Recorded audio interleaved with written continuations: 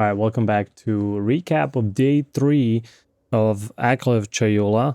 And we're playing Bow. We're still playing Bow. We're still playing Poison, but we've changed things up a bit.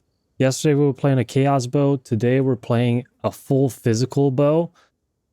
This is what I made for like 1x. I bought it from the market and I put 2 runes in. It's a very good bow.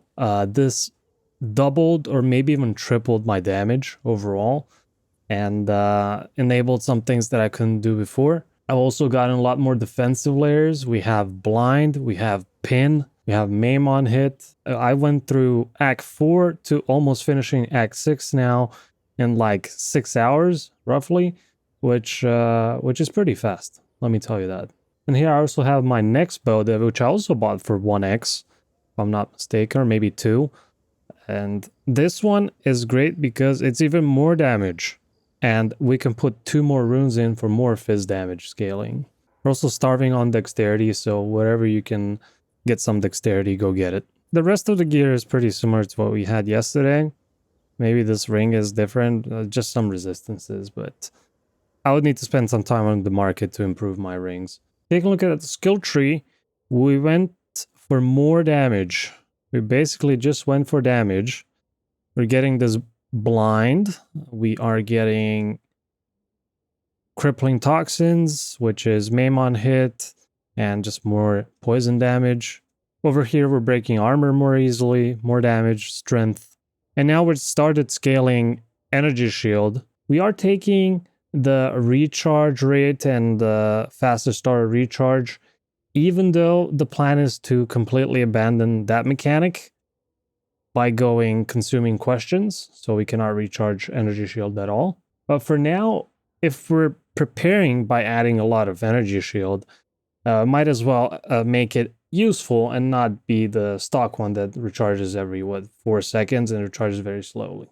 And later on we will spec out of these nodes and some other ones like up here when we also take mind over matter. So we're scaling 3 things on the skill tree: damage, physical damage or just damage, poison, magnitude specifically if we can, a number of poisons, and energy shield. And the plan is to get 2 more ascendancy points and then probably go away from Waking Dream and into Ravenous Doubts and Consuming Questions. But this will be very risky because we're still not sure if Leech works correctly.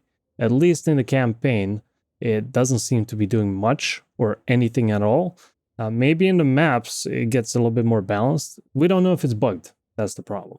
And once we switch to this, we're also most likely grabbing Mind Over Matter. There's a really sick node up here that you can take. 60% increased maximum energy shield with no downside. Oh, one more thing. Start stacking your mana leech on every single item. So rings, gloves, weapon. And then you're going to take this node. That node is just so sick. And this node, Siphon. But there's another node with leech right here that is actually the best, by far the best, but it's in an awkward spot where we have to spend at least like 1, 2, 3, 4, 5, 6, 7 points to get to it. Possibly you can also grab this, I suppose, against the rare unique enemies, more attack damage. Pretty useful. So this cluster, if you feel like you can afford it, you can probably take everything here. Now let's take a look at the skills. I bought this 3rd slot, so you need a lesser Jeweler's Orb for this.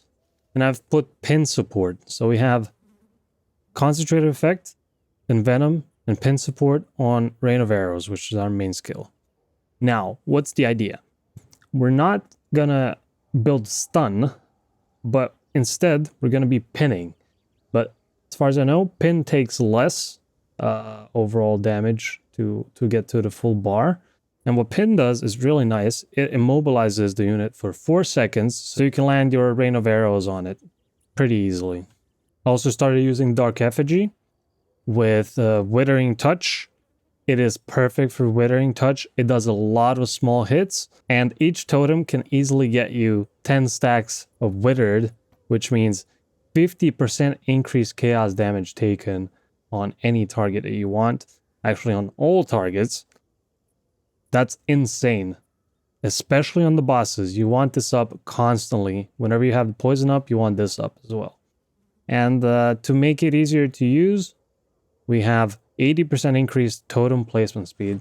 You just pop it instantly. So this is perfect for our build. Instead of Ghost Shroud, we started using Combat Frenzy. We're getting a Frenzy charge when we freeze, electrocute, or pin.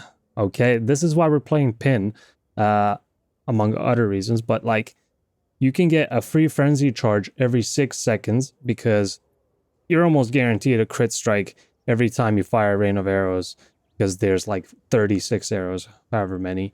You're going to crit, and you're going to get a Frenzy charge. Your next rain of arrows is going to have 100% more arrows. Now, it's worse than it sounds, because rain of arrows lands 1 arrow every 0.08 seconds. So that means it basically doubles its duration, which is still not bad, especially if you're dodging stuff around and you don't have 100% uptime on Rain of Arrows. This is a quality of life thing, and I'm pretty sure this is worth it. I haven't found a better use for Frenzy charges. I was experimenting with something else. I was trying to enable Flicker Strike. The problem is you need power charges, but you can easily get power charges. You just turn Frenzy charges into power charges. But this node right here, you gain power charges instead of Frenzy charges. They last for 20 seconds. Whenever you get a new charge, it refreshes all the charges. So you get one every 6 seconds. If you're fighting, you always have 3 charges if you're not spending them with this build. But the problem is, the Flicker Strike by itself, I think until you have maybe 4 or 5 support gems, is really not that great of a skill, especially if you're not spec'd into staff specifically. And I'd rather just use more Rain of Arrows. It doesn't combo with anything that we're playing. You also don't apply poison that easily with it. So for now, let's leave that idea somewhere on the side. We're going to keep playing Rain of Arrows. But yeah, Act 4, 5, 6, or the cruel versions of 1, 2, and 3. Super easy. I only died a few times. Bosses just melted today. And looking forward to seeing this on maps. That's it for today, guys. See you in the next one.